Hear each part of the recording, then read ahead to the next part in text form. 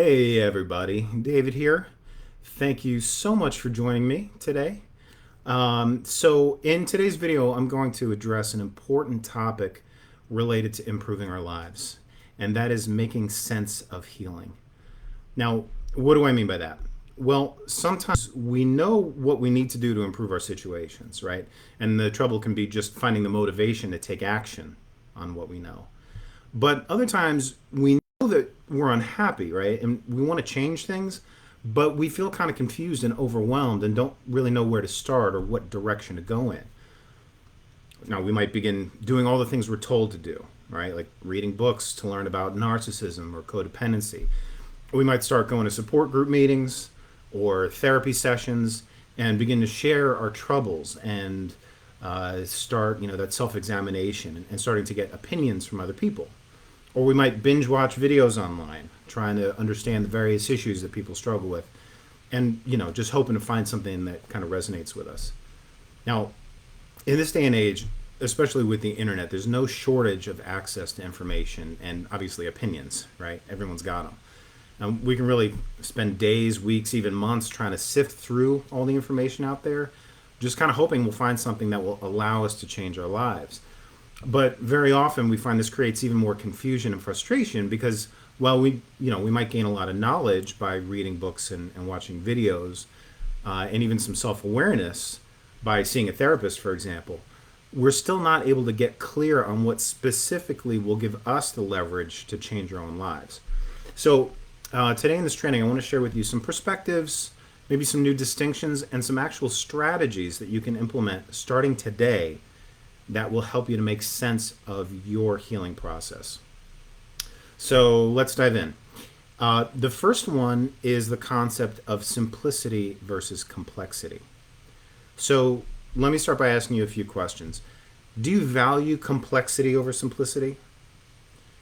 Do you feel that information is only valuable if it's hard to obtain, like by way of a college level course that requires months or years of intense study? Do you feel that confidence and satisfaction can only be reached through endless, challenging effort? Or do you put intellectual types of people on a pedestal and then kind of doubt your own ability when you can't maybe grasp their level of understanding, or if you just can't commit the time to try to get to that level? Well, there's an expression that says the best answers are usually the simplest ones. Now, Albert Einstein had a number of quotes on simplicity. One of his best known ones is everything should be made as simple as possible, but not simpler. Now, another one I found that kind of speaks to this concept is when he said, in character, in manners, in style, in all things, the supreme excellence is simplicity. I love that. Now, for me and for a lot of people, it can be entertaining to challenge our minds, to kind of stretch our understanding by diving into complex subjects. But I want you to understand my point here is that we don't need complexity in order to make real changes and move our lives forward. So, off the bat, I want to encourage you to consider that we don't need to make things more difficult in order to get value from them. And that's why the core concepts of how Stephanie and I help people heal and thrive after toxic relationships are actually super simple. And what our people want is fast and effective ways to improve their lives. And so a simple approach allows for just that. So one way to move forward is to look for ways to remove complexity from our lives. And, so many people in our culture believe that a good life is about accumulating more, right? More status, more possessions, more money, more friends. And it's about accumulating on a daily basis. But there's a spiritual concept that I love that refers to what's called daily diminishing instead of daily accumulation. So you can think of it this way. You might pack for a trip and feel like you need to have every outfit in your luggage to have a sense that you're prepared for, say, any weather that might come up. All right, does that resonate for anyone? But in reality, and Steph will attest to this because she loves to travel, in reality, it's better to pack light. You'll have more freedom and flexibility. And by all means, you can have a sense that if you need something along the way, you'll be able to find it when necessary. So, how can you begin to remove excess baggage that you've been carrying around in your life? You can ask yourself, do you really need all that stuff? Whether we're talking about possessions or knowledge and information. Now, by all means, it's true that knowledge is power, right? And so, by that logic, lack of knowledge is a lack of power. But it's also been said that knowing is only half the battle, right? So it's not about accumulating knowledge, spending endless hours reading books and watching videos and all that. It's more about becoming the person who naturally creates and attracts the life that we desire. So what I suggest you do is start to take a look at what you really need and ask yourself, are the things that you're carrying actually helping you to move forward? Or are they just creating more of a burden? And you can really start to look for areas of your life that you can declutter, whether that's your personal physical surroundings or your headspace. So that said, let's take a look at a few of the simple fundamental things you need to make real progress on your healing journey. And again, it's not about what you do, what you have, or what other people think of you. It's about who you are and who you're becoming. It's about the core beliefs you hold that determine what you focus on a daily basis. All right? It's really simple. So in my years of facilitating mindset change with clients all around the world, I found that there's really only a couple things you need to get started. And it's really about beliefs that support healthy self-esteem. All right, so I'm going to expand on this a little bit. Do you believe at a deep level, listen in here, do you believe at a deep level that you are actually worthy, deserving, and capable of creating a life without problems? Do you subconsciously affirm to yourself things like, things have never really been great, I must not deserve to be happy. Or it's too hard to figure out how to live a good life, I guess it's just not possible for me. Or how about, I'm confused and uninspired, maybe the answers I need aren't out there for me. Now again, it takes some self-examination because normally these conversations are going on in the subconscious mind, sort of below the surface. So here's an exercise you can begin immediately. Create affirmations that represent what would need to be true for you in order to naturally move in the direction of your dream life. And I want to give you a powerful tip here. So here's how you want to craft these statements. They should be first person, using the pronoun I, for example. They should be present tense. They should be positively stated, short, sweet, and to the point, and most importantly, emotionally meaningful. Okay, and this is really important. A lot of people talk about affirmations and stuff like that, but in order for affirmations to actually work, to have a positive effect, they must be intentional and emotionally charged. Okay, the more so the better. Then they have to be used consistently so we can begin to recondition our minds for success. So I want to give you a couple good ones, some examples of good ones you can try. And feel free to take notes. So one of the really powerful ones that has worked wonders for me and for a lot of people is the following. I am worthy, deserving, and capable of creating all the best that life and love have to offer. Another simple one, and again, when stated with intention and heartfelt emotion, is really powerful. 2 words. I matter. Another one is, I am safe and I belong. Or, I forgive myself and others for all wrongs done to me, through me, or around me. And another powerful one is, I am grateful for the opportunities to heal and grow that await me today. By all means, feel free to adapt these to kind of put it into your own, verbiage, your own lingo. Then when it comes to finding clarity, direction, and insight that will actually move us forward, and again, this is about when you're having trouble figuring out what to do first, where to go, I want you to consider this.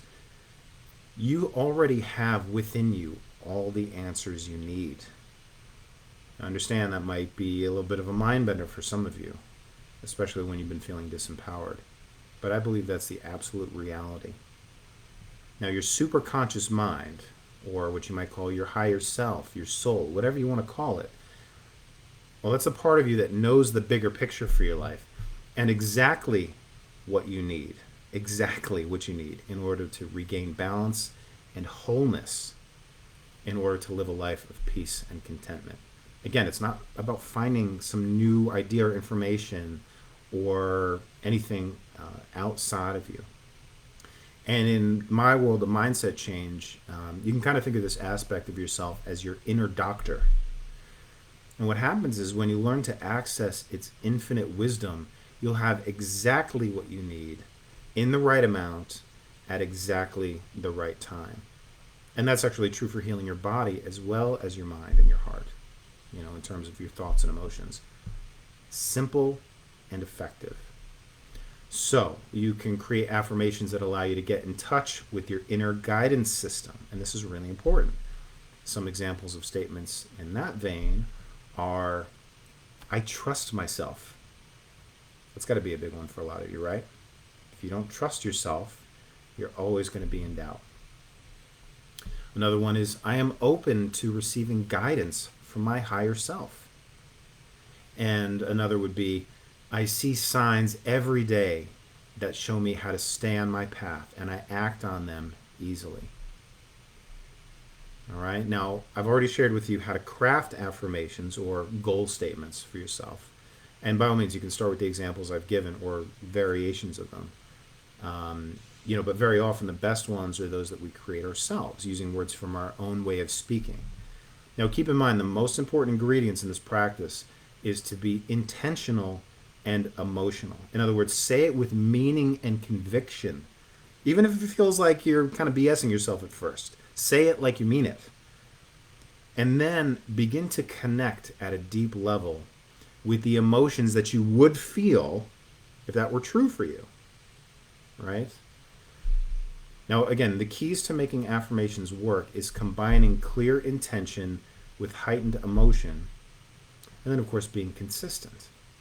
So what you can do is write your favorite ones down, maybe on a Post-it, put it on your bathroom mirror, and practice affirming them first thing when you wake up and right before you go to sleep. Now, this is important and really powerful because right when we're coming out of the sleep state or drifting into it, those are the times when our minds are most open to suggestion. We actually begin to enter the theta brainwave state, which is literally what you're in a hypnosis session, for example. And if you do this consistently, you'll be really amazed at how your life begins to shift. Now, sometimes we find ourselves in situations where we feel confused, stressed, and anxious, and it can actually be really difficult to kind of put into words what we would need to be true for us in order to turn challenges into opportunities. So I want to share with you one more simple tool you can use whenever you're feeling that inner chaos that's brought on by outer circumstances, and that's meditation. Now, in our inner circle, that's part of the daily non-negotiables, even if it's just for a short time each day. And the reality is many people never begin a practice of meditation because they don't understand how to do it. It feels like the supposed benefits are out of reach for them. And look, there are plenty of books, videos, teachers, guided audios on meditation. And again, with so many options, we can kind of become paralyzed and wind up never actually starting. So again, simplicity is the rule here. So here is really the simplest method I know of to begin to benefit from this practice. And the more you do it, the more powerful it's going to become for you. It's as simple as this: following your breath. Okay? All you need to do is set aside time on your schedule every day, preferably even, again, just for 5 minutes in the morning, 5 minutes in the evening, right? Again, something that you can easily implement into your daily schedule so you can do it consistently. Because again, consistency is the key here. So what you want to do is just sit or lay comfortably with dim lighting, no distractions, right? Put your phone on silent, shut off the radio, the TV. And then all you do is simply notice your breath as it flows in and out naturally. Now, don't attempt to control it, okay? Just notice it. Just pay attention and notice how your body naturally draws it in. Allow yourself to feel it as the air goes in through your nose and fills your lungs, and as your lungs naturally empty and it passes out through your mouth. Right? So just naturally in through the nose and out through your mouth. And here's an important piece of this. If and when a thought enters your mind, because it probably will, just catch yourself thinking, just notice that, and gently return your attention to your breath. Okay? And here's the thing. People feel like, oh, I try to get still, I try to meditate, but these thoughts keep coming up. This is how you win. Those thoughts coming up are natural and to be expected. You don't have to fight that. It's the process of catching yourself thinking and then consciously returning to your breath over and over and over again that's going to spell success in this process. So again, you don't have to worry about the thoughts, the feeling of overthinking. You just notice thoughts when they come up and simply direct your attention back to your breath. Not controlling your breath, again, but just noticing it. You just pay attention to your breath. And as you do this, as you simply pay attention to your breath, you're going to start to notice it will go from fast and shallow to slow and deep. You'll actually begin to feel the energy in your body shift from tension to deep relaxation. And again, you can start with 5 minutes in the morning and 5 minutes at night. Simple. Everybody has time to fit this in. Okay? And again, this simple, easy to implement habit can be a powerful tool to separate yourself from that endless thinking and overwhelm you may be experiencing on a day-to-day basis. That's keeping you from moving forward. So, my friends, with these simple strategies, you can begin to find relief from the confusion and that feeling of being stuck on the hamster wheel in your life. All right, now I've given you a little bit of the knowledge, and really that's all you need to get started. Now, of course, the challenge for many of us is staying consistent. That's why our approach in helping our clients is combining a little bit of the right knowledge with a lot of support. Okay, and whether it's the process of affirmations or meditation, having an accountability partner in your life to give you that little nudge that we all sometimes need to be consistent with these small, simple daily habits is incredibly powerful. So I encourage you to look for someone in your life that is in alignment with your goals, someone who's on their own path, and become accountability partners. Check in every day and make sure you're doing these couple things. Now, by all means, you can take what you've learned today and run with it. But if you're one of those people who wants our personal help to create a blueprint for your best life and get the daily support to keep you on track, I invite you to just comment support below in the comments. We'll have a chat, and we can share more details about how we may be able to help you specifically. And the fact is, whether you know it or not, you may be much closer to the peace and joy you want. So I want to say thank you again. Hopefully you found this short training helpful. My name is David. Much love to you all. I hope you have a great day, and I will see you next time.